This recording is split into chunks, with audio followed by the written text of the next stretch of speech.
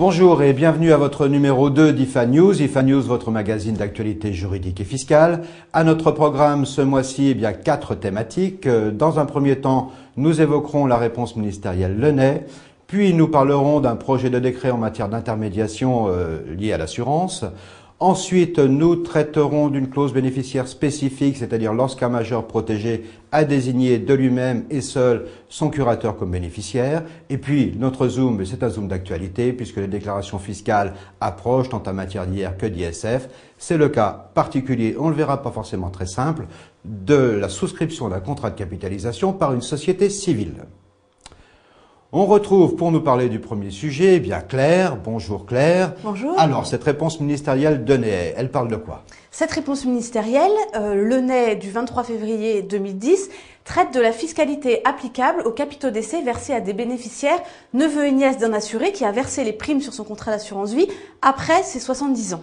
Donc la problématique, c'est de savoir est-ce que le régime particulier des successions, qui tient compte notamment de la représentation, et l'assurance vie, c'est la même chose ou est-ce que sont vraiment traités de manière différente?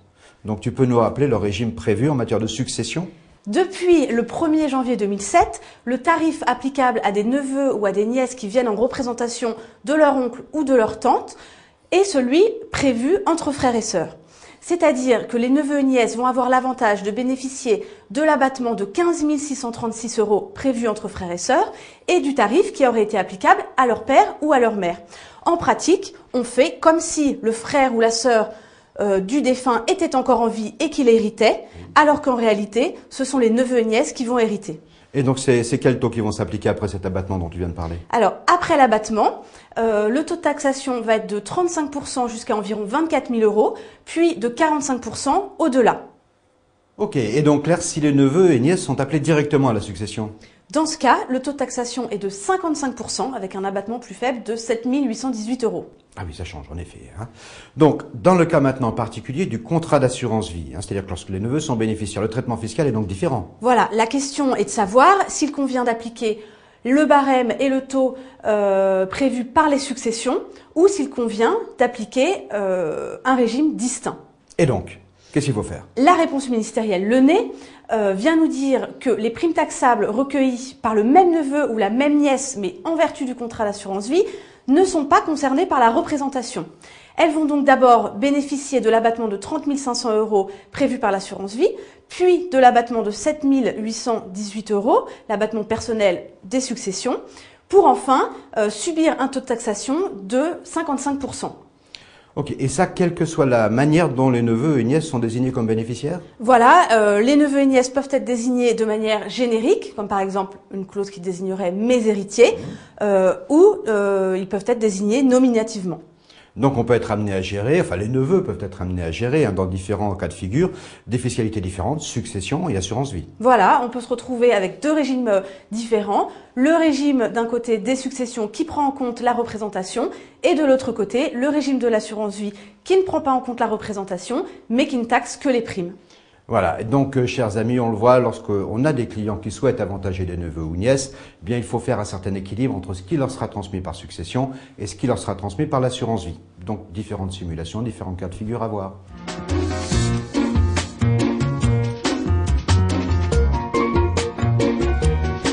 Prochaine sortie d'un décret renforçant la formalisation du devoir de conseil en assurance vie. Pour nous en parler, Pierre-Christian Imbert. Bonjour Pierre-Christian. Bonjour. Tu nous fais un petit rappel sur la directive intermédiation avant qu'on parle un petit peu des projets de décret? Oui, absolument, puisqu'on peut rappeler que la directive intermédiation impose depuis mars 2007 aux intermédiaires en assurance de recueillir sur support durable ou par écrit avant la souscription d'un contrat d'assurance vie par le client, d'une part les besoins de ce client, d'autre part les raisons qui motivent le produit d'assurance qui va être proposé à ce client. Donc ce texte est applicable depuis 3 ans et il a été prévu par un nouveau texte qui est une ordonnance du 30 juillet 2009 de renforcer cette obligation de conseil en imposant aux intermédiaires qui veulent vendre des contrats d'assurance vie ou de capitalisation, d'une part de s'enquérir des connaissances et de l'expérience financière de leurs clients et d'autre part de connaître leurs objectifs de souscription. Donc c'est ce que devront faire les intermédiaires à partir du 1er juillet 2010. Il est important de dire que si le client refuse ou refusera plus exactement à partir de juillet de communiquer ces informations, l'intermédiaire devra le mettre en garde par écrit. Alors, un premier projet a circulé en début d'année, il a été vivement critiqué par la profession.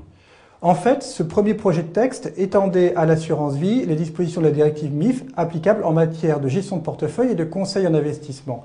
Ce texte aurait donc imposé un long questionnaire qui aurait pu apparaître inquisitorial aux clients. D'autre part, il avait aussi pour inconvénient de ne pas moduler les questions et les informations à recueillir en fonction de la complexité du contrat. Par exemple, un contrat en euros aurait nécessité de recueillir autant d'informations qu'un contrat en unité de compte. Au final, qu'en est-il du décret qui devrait prochainement sortir alors, Pierre-Christian? Alors, le dernier projet de décret en revient à plus de simplicité. La version qui était examinée par le comité consultatif de la législation et de la réglementation financière, finalement n'ajoute que peu à la loi, en se bornant à préciser une obligation de clarté et d'exactitude de les informations recueillies. Donc, à compter du 1er juillet 2010, les intermédiaires devront s'enquérir de la connaissance et l'expérience financière de leurs clients. Et pour éviter toute mise en cause ultérieure sur le conseil fourni, ils devront donc bien préciser que ce conseil est délivré sur la base de ces informations. Et si le client refuse de les fournir, ils devront mettre en garde celui-ci par écrit. Un projet de décret qui va dans le sens de la simplicité, mais au niveau européen, est-ce qu'il se prépare quelque chose dans les années qui viennent? Oui, au niveau européen, la Commission envisage la sortie d'une nouvelle directive dite produits d'investissement de détail packagés, plus connue sous son acronyme anglais PRIPS. Cette directive serait transversale à l'ensemble des produits financiers et services d'investissement et viserait à harmoniser l'information financière entre tous ces produits. Elle devrait être débattue en 2011 pour une entrée en vigueur en 2012. Merci Pierre-Christian. Donc vous le voyez, chers amis, le texte évolue encore. Donc on vous tiendra au courant du décret final quand il paraîtra. Mais a priori, ça va dans le sens de plus de simplicité. Donc une bonne chose.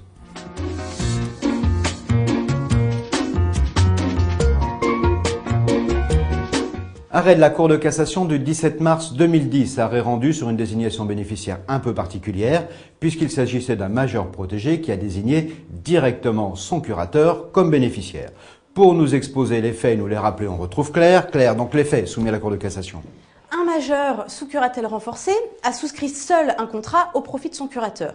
Il a également modifié la clause bénéficiaire d'un contrat souscrit avant sa mise sous curatelle au profit de son curateur. Donc, au décès de l'assuré, sa nièce unique héritière agit en nullité de ces désignations. Elle faisait valoir l'existence d'un conflit d'intérêts qui empêchait le curateur d'assister le majeur protégé pour accomplir ses actes et qui l'empêchait également d'être désigné bénéficiaire. Donc la question était de savoir s'il devait y avoir une nullité de plein droit comme le prétendait la nièce ou s'il devait y avoir une nullité facultative. Donc on a bien compris l'amour qu'il y ait la nièce à l'oncle. Et donc qu'a décidé la Cour de cassation? Alors sur le fondement de l'article 510.1 du Code civil dans son ancienne rédaction, la Cour de cassation rappelle tout d'abord que les actes accomplis par un majeur protégé seul sans assistance d'un mandataire ad hoc sont susceptibles d'annulation. Elle précise ensuite que le juge a la faculté d'apprécier au vu des circonstances de fait s'il doit prononcer ou non la nullité. Il s'agit donc d'une nullité facultative. Et en l'espèce, le curateur pouvait être désigné bénéficiaire des contrats. Alors depuis décembre 2007, le Code des assurances a changé, le Code civil aussi. Donc qu'en est-il maintenant?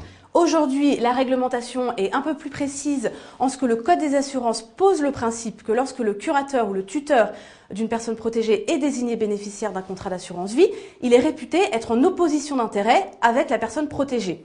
Mais la solution ne va pas être tellement différente puisqu'il n'est pas interdit pour le tuteur ou le curateur d'être désigné bénéficiaire et afin d'éviter que la nullité soit demandée, il faudra passer par un mandataire ad hoc. Ad hoc, et on ne dira pas comme qui. Donc on se retrouve pour la prochaine brève.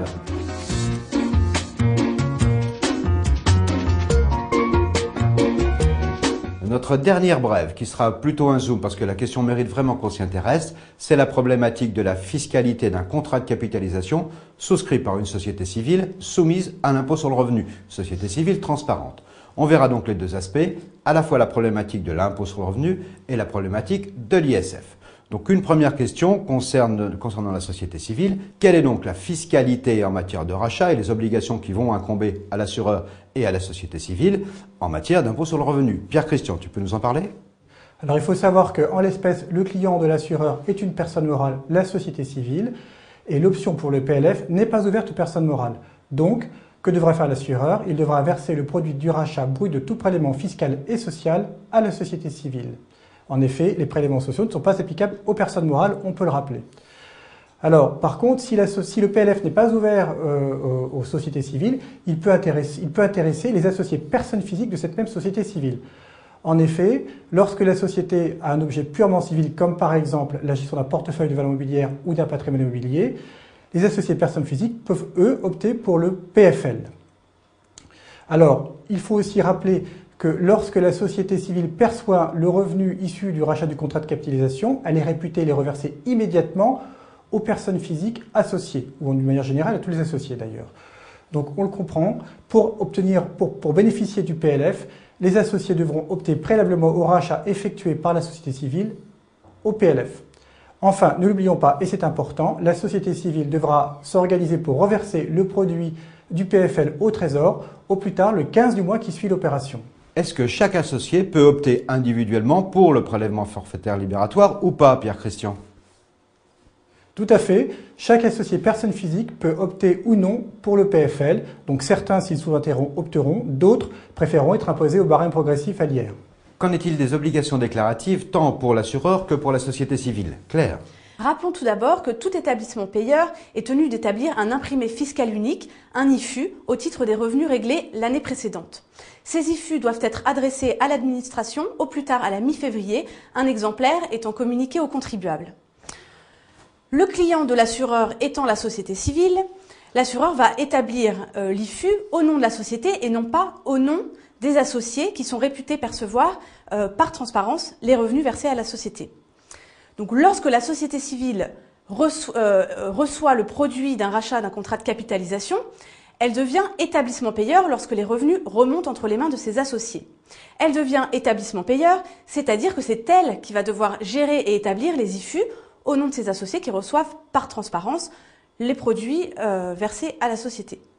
Donc il est important de noter qu'au-delà de 100 IFU par établissement payeur ou d'un montant global de revenus supérieur à 15 000 euros, le process et l'envoi des IFU à l'administration va se faire par process informatisé, c'est-à-dire une télédéclaration. Les fichiers vont être envoyés par voie informatique, par fichier informatique. Donc ce formalisme est assez lourd et souvent méconnu des personnes qui souhaitent gérer leur patrimoine à travers une SCI. Tout à fait clair. En matière d'ISF, y a-t-il une différence entre détenir directement un contrat de capitalisation ou le souscrire à travers une société civile? Pierre-Christian. Alors absolument, on rappelle que lorsque le client détient directement en tant que personne physique un contrat de capitalisation, il a l'avantage, en application d'une doctrine fiscale, de pouvoir le déclarer pour sa valeur nominale, c'est-à-dire pour la somme des primes versées sur ce contrat. A contrario, la capitalisation est donc exonérée d'ISF. Cette solution diffère lorsque le contrat est détenu à travers une société civile. En effet, ce que devra alors déclarer le contribuable, c'est non pas le contrat lui-même, mais la valeur des parts de la société civile. Et cette valeur est établie en prenant en compte l'intégralité de la valeur de rachat du contrat. En fait, la société civile est valorisée pour son actif net en tenant compte de l'ensemble des éléments actifs et passifs. Et dans les éléments actifs, on prend bien en compte la valeur de rachat du contrat de capitalisation. Merci Claire, merci Pierre-Christian. Et puis chers amis, on se retrouve le mois prochain pour un nouvel IFA News. Ciao ciao.